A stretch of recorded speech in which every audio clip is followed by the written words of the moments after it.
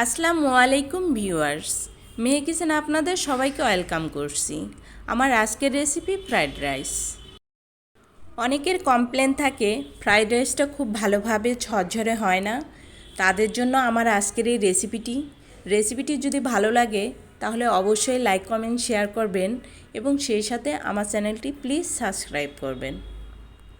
Fried rice তৈরি করার জন্য আমি মেজারমেন্ট কাপের 2.5 কাপ চাল নিয়ে নিচ্ছি।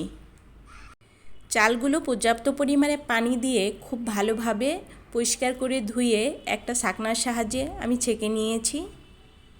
চাল সিদ্ধ করার জন্য একটা পাত্রে পর্যাপ্ত পরিমাণে পানি নিয়ে ফুটতে দিয়েছি। এর মধ্যে দিয়ে দিচ্ছি 1 টেবিল চামচ লবণ, দিয়ে দিচ্ছি 2 টেবিল চামচ সয়াবিন তেল দেওয়ার পরে পানিটা যখন এরকম ফুটতে শুরু করবে এ পর্যায়ে দিয়ে দিচ্ছি আগে থেকে ধুয়ে পরিষ্কার করে রাখা চাল দেওয়ার পরে চুলার আঁচ হাই হিটে রেখে চালগুলো খুব ভালোভাবে নেড়েচেড়ে সিদ্ধ করে নিব প্রায় 5 থেকে 6 মিনিটের মতো।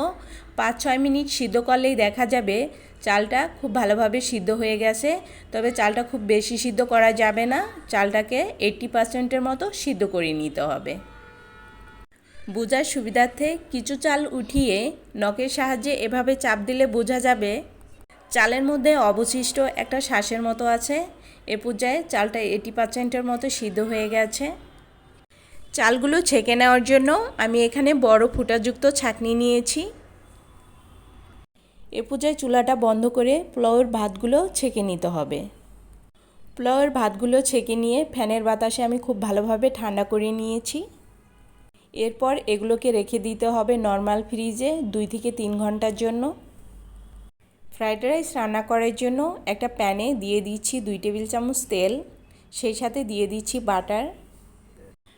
তেলটা গরম হয়ে যখন বাটারটা খুব ভালোভাবে গলে যাবে এ পর্যায়ে দিয়ে দিচ্ছি ছোট টুকরো করে রাখা মুরগির মাংস। এখানে আমি মুরগির বুকের মাংসটা নিয়েছি। দিয়ে দিচ্ছি 2 টেবিল চামচ আদা রসুন বাটা। এখন মাংসের সাথে আদা রসুন বাটাগুলো একটু ভেজে নিচ্ছি। এরপর অ্যাড করে দিচ্ছি 1 চা চামচ লবণ।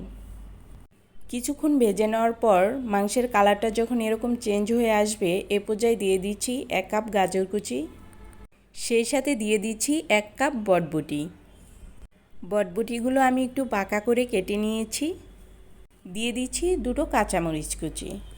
এগুলোকে কিছুক্ষণ ভেজে নিতে হবে।